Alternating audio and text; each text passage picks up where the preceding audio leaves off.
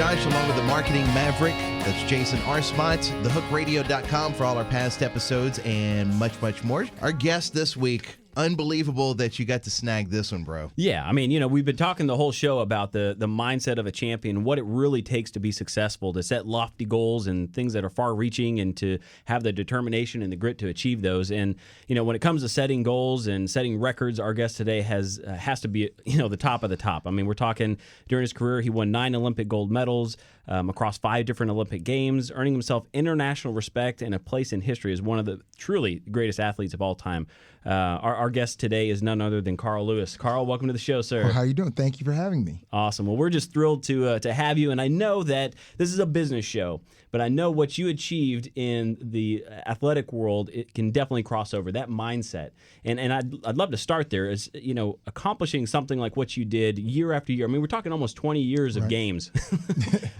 That's a long time. How were you able to keep that kind of focus and drive for all those years to stay at that level? Well, it's really interesting. To me, it goes back. I mean, I was always a person that was kind of entrepreneurial. Even as a kid, my dad said, "Here, you want some money? Take your lawnmower and go mow lawns." Right? Most kids do.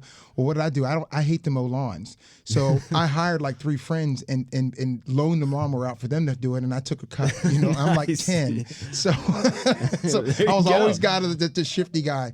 But I think what happened when I came to college, and I treated my recruiting like a business, because I always knew that I wanted, once I got to that level, at the high school level, I knew I wanted to use this to earn my living. I wanted to be Carl Lewis. That's it. I knew it when I was 18. So when I selected University of Houston, because Coach Tellez told me I can make you a world champion, and I can make you, I can help you become an Olympic champion and world record holder.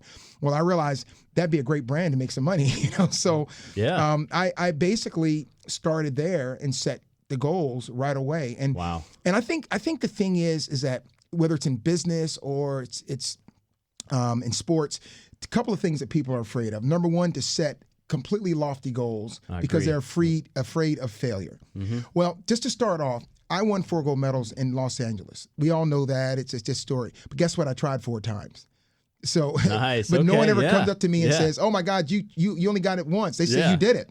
So the reality is that you're not going to do it. The only guarantee you won't succeed is if you don't try it. Throw it out there. And with my athletes, I tell them, ask them, "What's your ultimate goal?" And they'll say, "Oh, I don't know." And I said, "Shoot for the stars, because all you can end up is on the moon." Yeah. And that was the basis of my whole career. See, I love that. I think so many times people will set a business goal and they say, "Oh, well, I want to do $1 million in sales," right? And it's like, why are you stopping there? Why are you limiting yourself? Because if you fall short on $1 million, you end up at $500,000, and then you kind of have a somewhat of a business, somewhat of a company, And let's set our goals to be gold medal. Well, the thing is that what's funny, world records, man. It's been reported, but a lot of people don't know. But the first meeting I had with my coach at the University of Houston, I said this exact quote. "I want to be a millionaire, and I never want a real job." That's what I told him. He looked at me, paused like some a 40-something coach looking at an 18-year-old kid. You sound like a millennial back then. I know. But he gave me some great advice, and he says, "Okay, we got to go to work. But I'll tell you something. If you focus on the money, you'll never have success." That's exactly what he said. Yep. And when I did that, little did I know that the highest paid athlete in track and field made about $30,000 that year. So there was no money in the sport, and I didn't know any better. But once I got active, then I had to find ways to bring money in. So it wasn't just me making money, getting some of it. I had to find ways. So the next year, I made the Olympic team. Of course, there's no money there in those days. But I was in a stadium, and I walked in, and there was 60,000 people in Rome. It was just amazing. And I'm looking around here, and one of the guys says, "God, this is the greatest thing I've ever seen in my life, 60,000 people." And I'm sitting there looking, saying, 60,000 people that have money. Man, yeah. How can I find a way for them to put it in my pocket? And that's when it really clicked. When my freshman year in college, I saw that the money was there. It's just that we weren't getting it. Wow. So that's where it started. So obviously you're a businessman behind the talent and behind the athlete. And I mean, that's obvious. But I'm curious, just from I know the type of training that it takes to compete at that level. What was it that got you up every day and focused on that caliber of training? I mean, that's like a full-time year-round to compete at that level. And I just think most people don't grasp the concept of hard work. Well, you know what? Track and field too. Just to give you a perspective, my best in 100 meters was 9.86. Okay. So that's it. Oh. Well, let's just do it. 1%. Okay, 1% is a tenth of a second. All right. Wow. So 1% is a tenth of a second. So that's 9.96. 2% is 10.06. All right. Now, 9.86 won the world championships that year, set the world record. 10.06 was 8th. Wow. So, and 10.09 did not make the final. So, if I was 97.5% of my absolute best of all time, I would not make the final. Wow. That's the sport we're in. And so when I started, my thing was I wanted to jump 29 feet. That was just because Bob Beamon was like this dream person out there. I met Jesse Owens when I was 13. So I wanted to jump 29 feet. So my quest was never to win the gold medals. It was the quest to jump 29 feet. So the reason I ended up doing 4 is because by the time I was 19, I jumped 28. And when I was 21, I jumped 28.10. So I'm just 6 inches away. So I'm like, I got this. Close. Daddy's got this, But then I was also a big fan of Jesse Owens, and I was sprinting, and I said, wow, I could really blow everything up if I go for 4. So I went to my coach, Tom Tellez, and I said, do you think I can get 4? And he's like, I have no idea. No one's trained for it since Jesse. We don't know. Yeah. I don't know. And I said, what about the world record's a wrap? You got the world record in the long jump. So I said, people now expected that, but they didn't expect the 4. Right. So what got me up every day was the challenge to be excellent, not to be the Olympic champion, but to do the things I wasn't sure I could do, like go for 4. Yeah. And you know what? He said, it may cost you the long jump world record, and I never held the outdoor record, but I knew I could have. Right. But if I had chosen the other way, then I would always say, God, I wonder if I could have gotten those 4 gold medals. Yeah. Yeah, I love it. Blow that doubt out of your mind. Don't even have to worry about it now. I mean, you're safe. You're good. Yeah, you did it. You solidified your spot. One thing I worried about, though, I think that people worry about, not me, but they worry about success. Like when you get there, and we talked about this earlier, whenever you get to that point where you're at the pinnacle, you're above everybody else, you are a top dog, do you worry about what success is going to feel like and what you're able to do from there? Because you're at the top of the mountain. Yeah, the pressure's got to be everything. But you know what? I think it's the way you deal with it. To me, I did this weird thing, and looking back on it now, it was a great idea. I didn't think of it that way. Well, I used to take my medals, world championships and Olympic medals, and put them in a safe deposit box because I always had this thing: medals don't win races. And then I would leave my uniforms in the room. So like when the meet was over, it's over. We go to the next meet, and so it was always on to the next goal. And I understood that to build a brand and to stay global, you have to constantly evolve. Because some of the things that I did early on in my career, when track and field was just this amateur sport no one knew, I befriended people in the entertainment industry. Well, a great friend of mine, Narada Michael Walden, who was a hot producer back in the early 80s, he invited me to the Grammys. And I went to the Grammys, but when I got there, I was like all excited. I'm at the Grammys. But what did I do? I ran up to Michael Jackson. How are you doing? I'm Carl. But they started hearing about me. And I'm like, do you have any advice for success or Prince? Or I went to these people. It was a business meeting for me. It was a business trip. Yeah. And so I learned a lot of things. So I was constantly trying to figure out from everyone, how can I build the brand? And then I realized, celebrities in entertainment, they love athletes, and athletes love celebrities. So they were glad to tell, do this. I remember the Jacksons used to always say, don't talk loud when you do interviews, because people, when everyone's making a lot of noise, don't yell over them, just talk lower. Yeah. Because then they have to quiet up to hear you. And stay in your room a lot, because everyone's in the lobby hanging around, and I'd go to my room and they wouldn't see me for 23 hours a day. And it's like, gosh, this guy's so arrogant and mysterious. What's he doing? Yeah, the anticipation builds. Yeah, I know. Well, what I was doing, I was bored to death because he had no English TV in those days. and think about it, this is pre Walkman days. So you had to either carry a big box or you had nothing. So what did I do? I read the Wall Street, the International Tribune, because that was kind of it. Yeah. There was no USA Today. And so I was just in the room doing my own thing, but just creating the anticipation. So it was always trying to find what you have to do. Little things.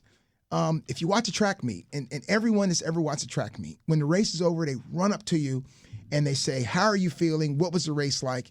And I remember seeing people say, well, it was really a great race, and I had a good time. Everyone's seen that. So I said, absolutely not. You will never see me do that. So when the race is over, I would deliberately do victory laps and going in the cameras. We want to interview you. I'm waving to the crowd. They'll never stop. And they'll say commercial. I'm like, oh, good, great. I'd run to my bag, wipe my face off, get my bag, get my jacket, clear my head. And they say, well, Carl, how'd you feel this race? Well, it was a really great race today. I really focused on doing, catch your breath and your composure. Yeah, exactly. Yeah. It was all that stuff. People can say it was calculated, and they said it was calculated, but to me, I looked at it. It was business. Yeah, it was branding, man. That was awesome. Yeah, and I love the advice that your college coach gave you, and it's kind of interesting because since kind of retiring from all these Olympic games you were doing, you've kind of come full circle. Tell us a little bit about where you're at right now, because I know you've kind of fostered a new passion. It's got you where you are these days. Well, it's kind of interesting how we got to where I am now. I started coaching 3 years ago at the university. But when I retired, I went out into entertainment. I did all these different things. I do speeches. I talk around the world. I'm a UN ambassador. I do all these kind of things. But I started coaching when I moved back to Houston. I lived away for a few years. And then I went on the staff at the University of Houston as a sprint coach and jump coach last year. And what was really amazing to me is recently we have not had the success, especially in my events. And when I was going to the meets, I realized, my goodness, we're not doing well because of a multitude of reasons. Number one, obviously, the lack of physical education in schools. Kids don't play anymore. They don't move. Like grade school up. All the way okay. up. Yeah. And bigger than that, PE teachers actually had some biomechanic. They went to classes. They learned this. So now where it was a PE teacher, now it's a math teacher. Filling in for a PE exactly. period. Yeah, because okay. they don't even have PE. They're the coaches. So and they're doing it because they need the extra $3,000 or whatever. So our reason we're not having the success is because people are not learning how to perform as well, and there's a lack of understanding. So I got more in depth into it and realized these kids are coming to me as a college coach, and they have no clue what's going on. And not only do they not have a clue of how to run, they're being told incorrect ways and being corrected to do it wrong. So they're saying, oh, no, you're doing it wrong when it's actually pretty right. And they're doing this because someone's telling them the new way. As you can imagine, all these elementary and everything it's pay to play for coaching now. It used to be programs, now it's pay to play. So I got involved, and so now I'm not only coaching, but I have this whole program I'm doing that we call the Perfect Method that I'm developing. I don't want you to talk too much about it yet. Yeah. Because this is a good tease. Yeah, we're going to take a quick break. You have a lot of information on this. I know from a previous meeting that you're going to tell us all about, but we got to hold him over right now. Okay. This is like an American Idol tease. And you're Ryan Seacrest. No, not hardly. We'll be right back. There we go. All right, we'll be right back on The Hook.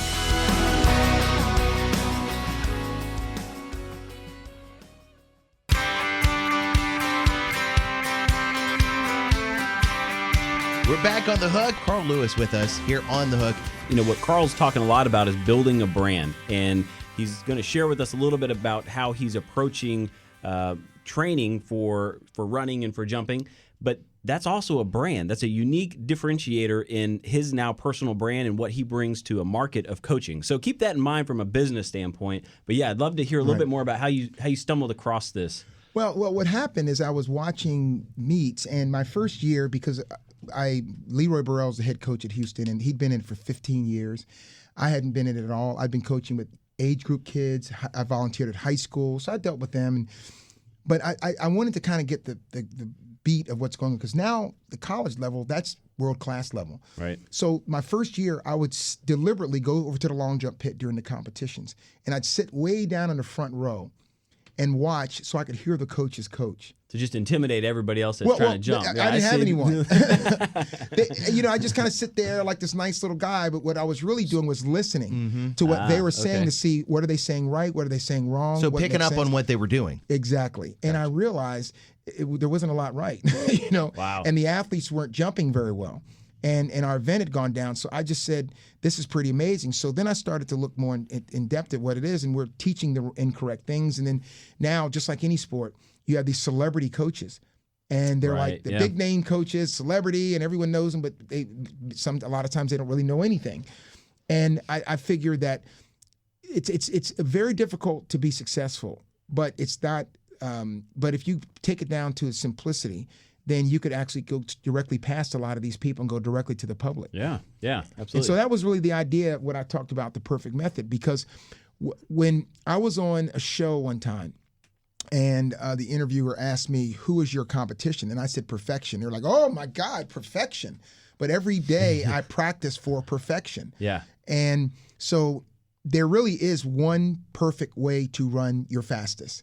So Okay. whether you're tall or short or big or small, there's one way. There's a certain movement, push, and everything else. And so because of that, we can actually come up with a model that everyone can emulate.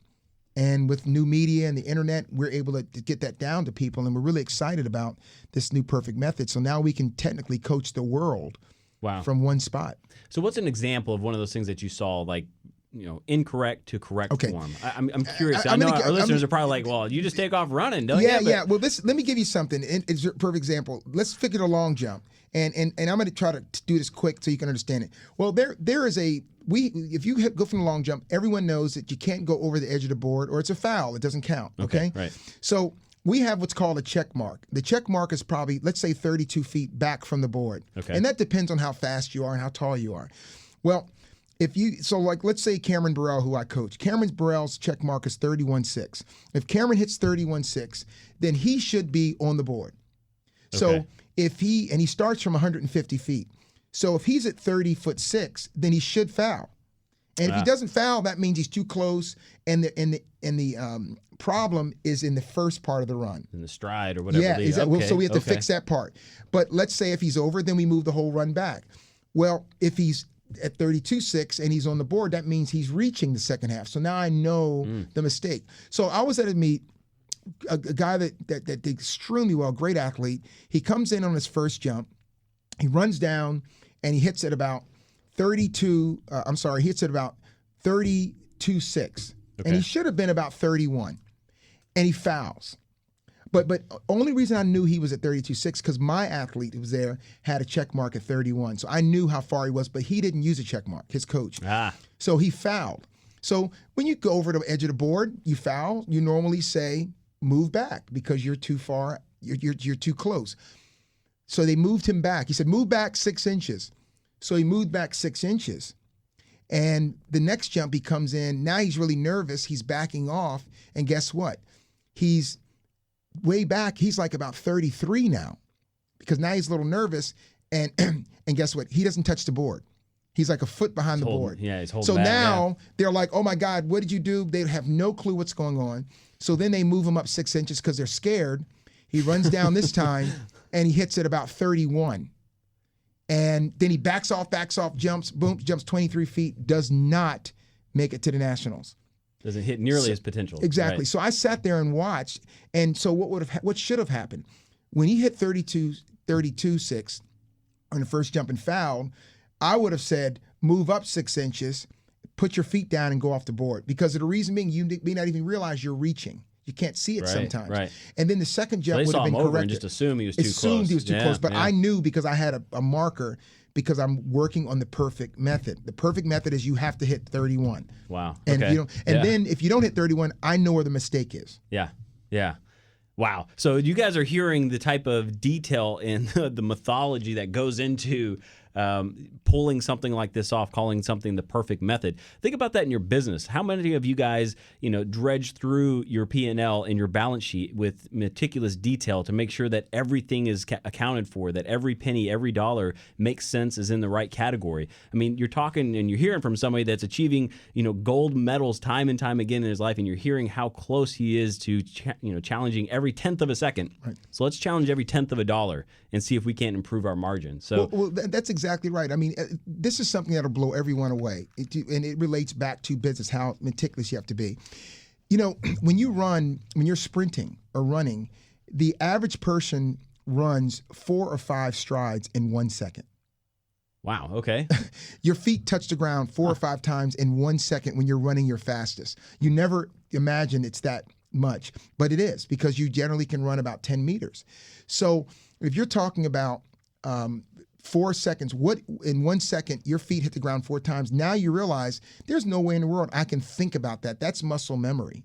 Right. So okay. therefore, that's finding what little thing is going wrong and then doing it over and over and over and over until your body remembers it. Because you take 4 steps without taking it before you even take a breath.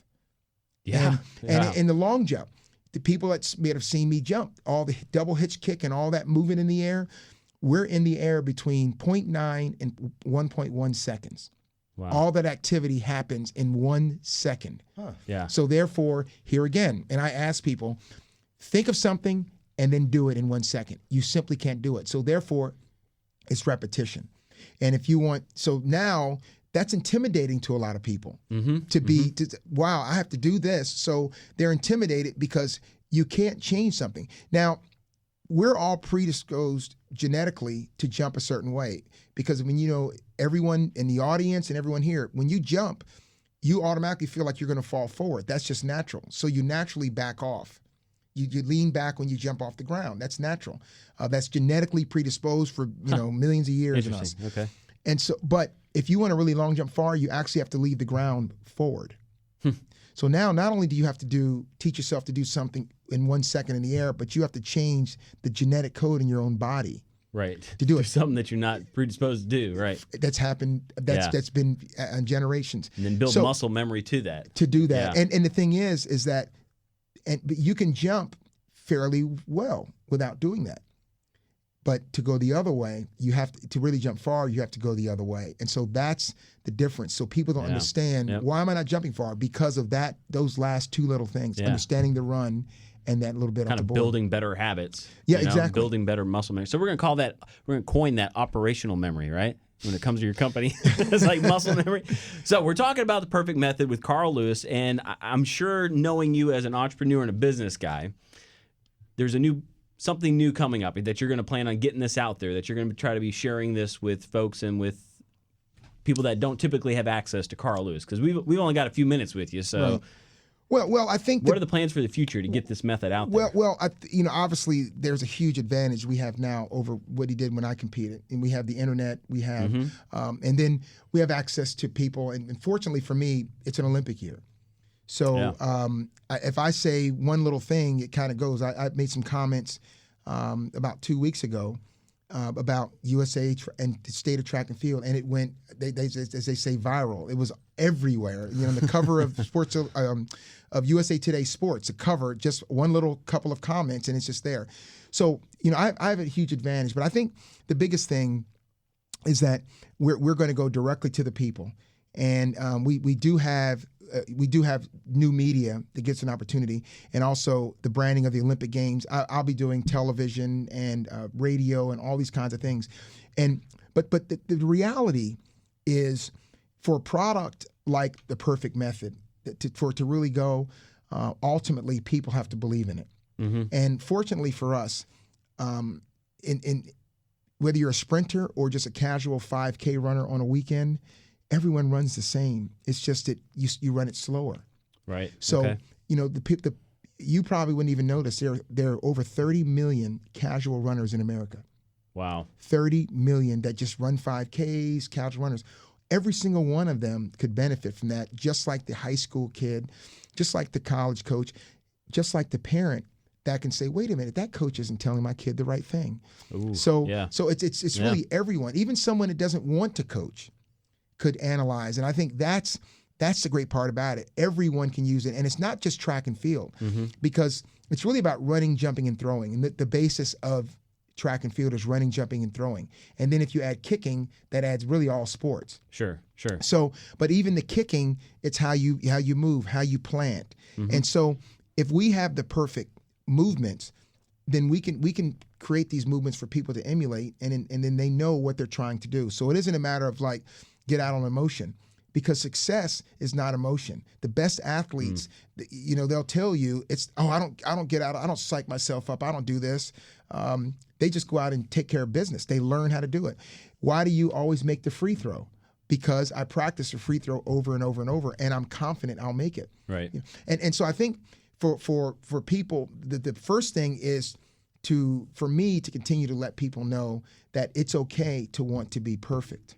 Yeah. Because I love that. I set that goal to jump 29 feet when I was 17 years old. I hit it when I was 30.